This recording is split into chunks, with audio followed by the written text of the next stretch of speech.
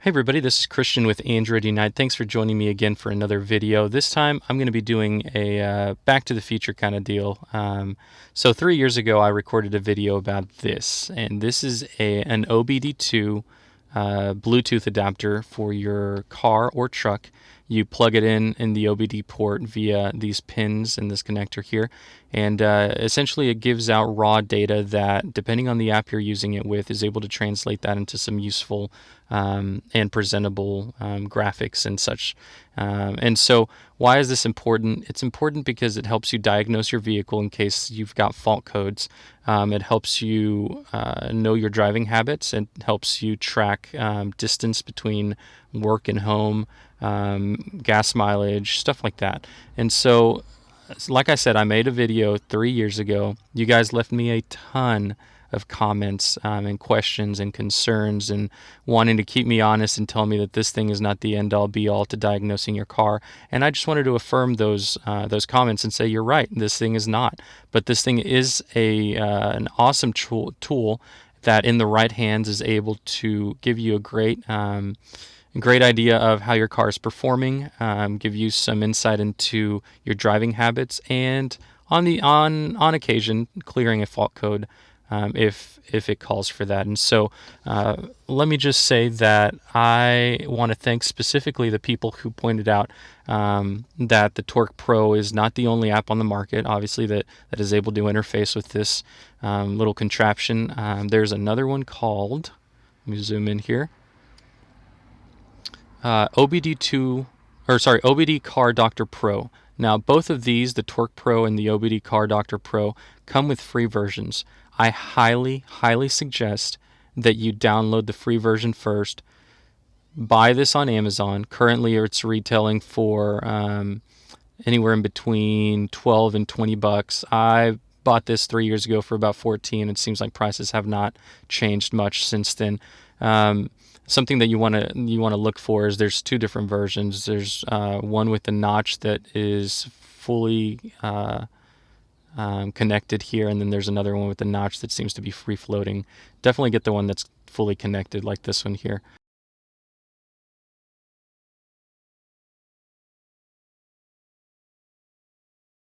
There you go. That's a better camera angle there. There's also the mini and the standard. So the standard, let me zoom out here. The standard is actually about this tall, and comes with a bunch of little flashy lights, and but it does the exact same thing as this one. And since I've made the video, this one happens to be Bluetooth compatible. I'm not sure if you can see the Bluetooth logo right there in the corner, but there also is a Wi-Fi version that I guess sets up a Wi-Fi connection that your phone interfaces through. I'm not really sure. I don't own one of those. The Bluetooth is my go-to, and so that's all I can speak for.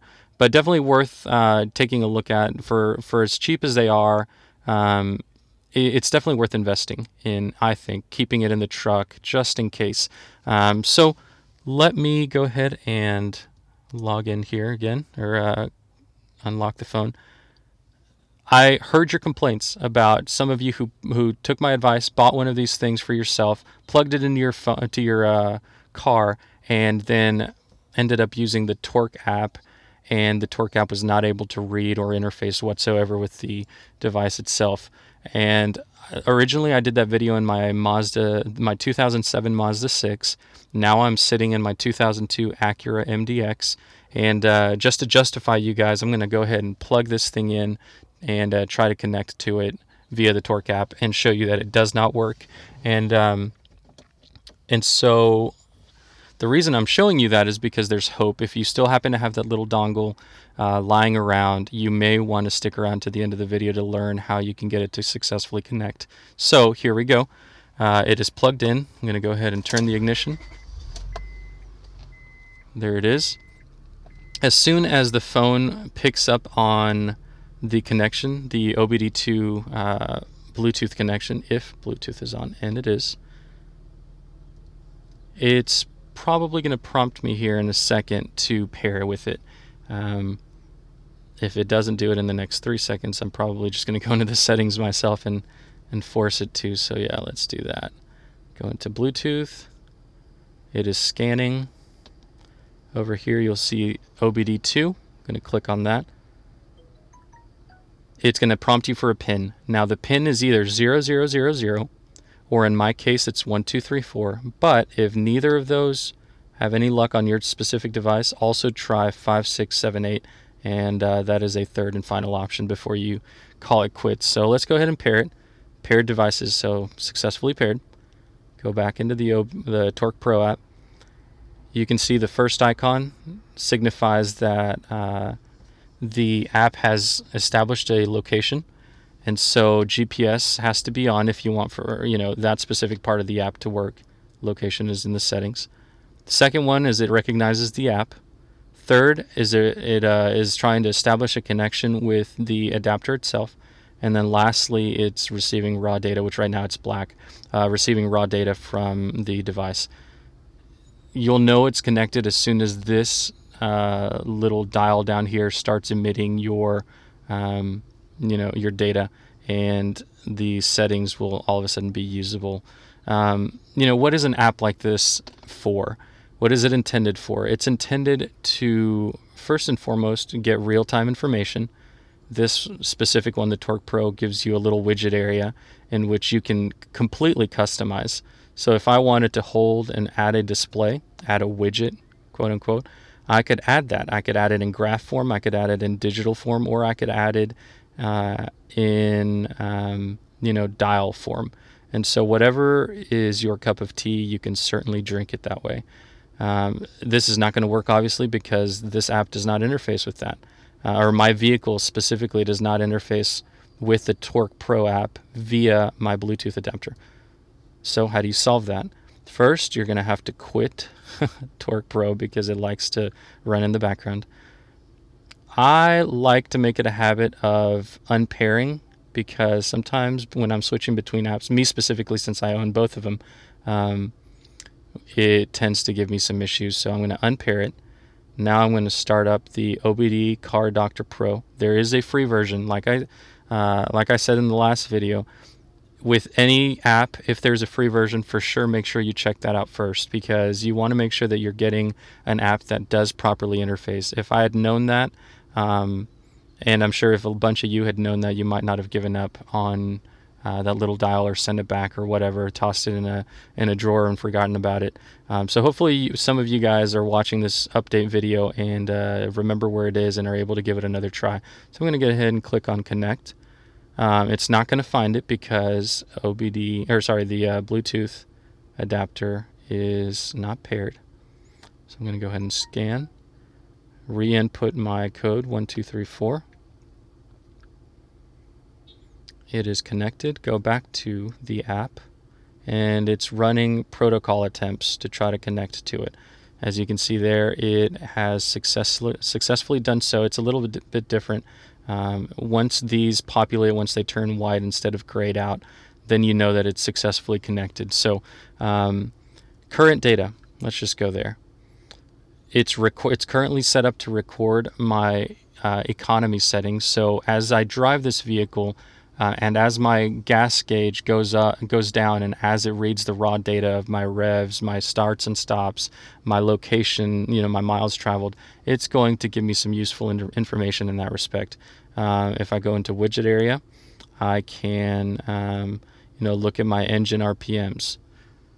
Right now they're at 721, and I can confirm that by looking at the dial. It is sitting at a little bit above 700. I'm going to go into fuel. Now there shouldn't be any real data here because I just purchased this app after learning about it, but it would essentially tell me miles per gallon, what my average is, how many miles I've traveled, and how it's compiled that data for me. And so very, very useful stuff to go into. But the one that you guys are probably all here to know is the Diagnostics tab. If it's going to search for some error codes really quick, if there are error codes, which there don't happen to be in this 2002 Acura MDX, and the light isn't on either, so it's showing no errors. But if there were errors, I would clear, and and it would wipe them from the vehicle memory. I'd have to run the vehicle a little bit before it'd be ready to go through a state inspection or something like that. Because if you clear it and then immediately take it, it's not going to work. Now I'll give you a tip and a bit of a story at the end of this video on how I was able to pass my 2007 Mazda 6, even though the check engine light was on just minutes before. And using not this app but the Torque Pro app, I was able to circumvent the inspection and get my vehicle to pass inspection, even though it had some fault codes that needed to be taken care of and still do. So anyway, I don't recommend that you break the law, but some people are between a rock and a hard place. Sometimes money is an issue, and I'm not going to judge you for what you decide to do. So anyway, just to show you how quickly this thing communicates, I'm going to go into current data. I'm going to go into widget. I'm going to go into engine RPMs. And then I'm going to point the camera at my dash so you can see just how quickly this thing responds. So let's see if I can figure this out here.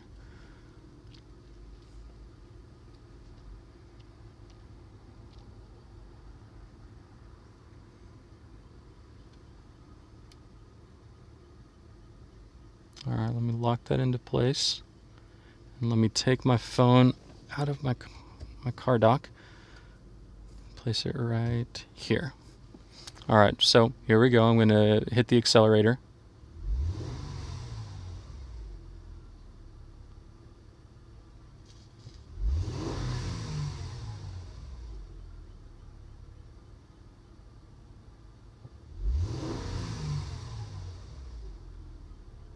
So there is about a 2 to 3 second delay there. The Torque Pro app is way faster. It's like a half a second delay. But like I said, not every vehicle is going to be able to communicate with the Torque Pro app, sadly. But there is hope, and so that's all I was trying to communicate via this video is if you were one of those people who purchased this and were sadly disappointed that it wasn't working properly, maybe dig it out of your closet and give it another try.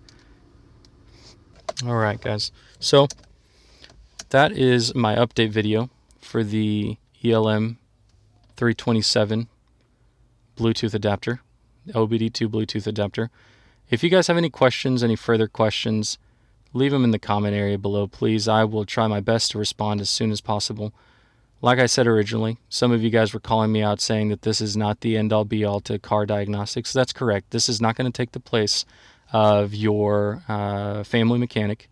But if you don't have a family mechanic that you trust and you happen to purchase one of these and are getting back, 2 or 3 different fault codes, you guys who are do-it-yourselfers out there who might want to try to save some money by diagnosing your car at home, trying to fix little things here and there at home, maybe a stuck thermostat or an O2 sensor that has failed. Those are all things you can do at home. Those are things that you can YouTube. Those are things that you don't have to pay an arm and a leg for, and this is a tool that will help you in that right direction in order to diagnose your car. If you still cannot get to the bottom of your issues, then yeah, of course, go to your mechanic. I'm not saying that mechanics aren't necessary. I'm not saying that all mechanics are, sleazeballs that are going to take you for all you've got. And so there's plenty of reputable people out there. I suggest you find one. Now on to my stories, because my stories are definitely what makes this thing worth it. In my original video, I shared about how my mom was getting a fault code, and in that fault code, it spit back that there was something wrong with the gas cap in my mom's Ford F-150. I went back there, I looked, and sure enough, as soon as I opened the little door, the gas cap was missing. And so I asked her, hey, your gas cap is missing. Do you have any idea where it is? She said, yeah, I actually pumped gas earlier today, and I was able to go back to that gas station, talk to the attendant, and they had placed it underneath the counter. All is well. I got the gas cap back, ran the test again. It came back 0 fault codes. Perfect. That right there is worth the $14. Why? Because otherwise you would have spent hours trying to figure out, go running through thing by thing by thing. You'd have to take your car to AutoZone and or your mechanic just for plugging in their OBD2 connector computer, whatever, into the port is a $50 fee or a $75 fee. So stupid. Why would you do that? Buy yourself one of these. Do yourself a favor. Save yourself some money in the long run. This will work not only in your vehicle, but in your mom's vehicle, in your grandmother's vehicle, in your girlfriend's vehicle. Buy one of these. You'll be the favorite in the family. You will be invited to Thanksgiving again, whatever. This thing is a must-have. Second story. As I alluded to earlier, I was able to circumvent the state of Texas state inspection. Now, I'm not going to share all of the details. I'm not going to share what station I was at. I'm not going to share what exactly was wrong with my car. I'm just going to be as general and vague as possible in order to save myself some possible fines and or jail time. I had 2 fault codes. I was freaking out because I didn't have the money to get the specific things fixed on my car. I ended up plugging in this OBD reader and clearing the codes, knowing full well that by doing so, that alone was not going to help me pass inspection. But after doing a little bit of research on the internet, I figured out that if you run the vehicle for a certain amount of time, certain miles, and using that along with the app of your choosing, you'll be able to see as soon as the first fault code pops up. I'm not going to describe to you how to go through the settings. You can figure it out if that's something you feel led to do. But using this specific app, I was able to figure out when the first fault code initialized and quickly make it to the absolute first station that did a Texas state inspection. They ran all of their diagnostic tests, told me that a headlight was out, but other than that, I passed with flying colors. The second, literally it seemed like the second that I left, the second fault code registered and my light was back on, and I was no longer in that small window of possible passing. And so I am now legal until 2017, and hopefully by that point I'll be able to get this fixed. This is not an app, and these are not instructions for you to postpone important fixes. But I'm not going to judge you if you happen to be between a rock and a hard spot, down on your luck financially, and need a quick fix, a Band-Aid essentially. This is not what this is intended for. This is by far not the only thing I use it for. I use it to, tell me how efficient I am. I use it to record my trips. You can possibly even, if you end up getting stopped on the interstate and you happen to have this running and it's collecting data and it's showing you your miles per hour through using the GPS connection, it's showing you your average gas mileage. It's showing you the distance traveled, and doing that all very nicely. And a cop pulls you over and tells you that he clocked you at 85 and a 75. Gives you a ticket. Well, it wants to give you a ticket, but you're like, sir, I've been recording my entire trip. I can show you here right now on this graph that, yes, I may have gone to 71, 73 on occasion, 50 miles back, but within the last 10 miles I have not exceeded 70 miles per hour. In fact, I've averaged about 65. Even if he doesn't believe you, you take this to court and you contest the ticket, and I guarantee you that judge is going to let you off. Why? Because you can't argue against GPS coordinates plus the accelerometer data of your phone. And, that could save you, that could potentially pay for itself in one use. So this is the last word. Go buy one of these. Buy one of these and don't cheap out on one of the free version apps. Get the pro version. Whatever happens to work for you, try the free first. And whatever happens to work on your device, get the pro version. You will thank me later. This is Christian with Android Unite, and I'm signing out.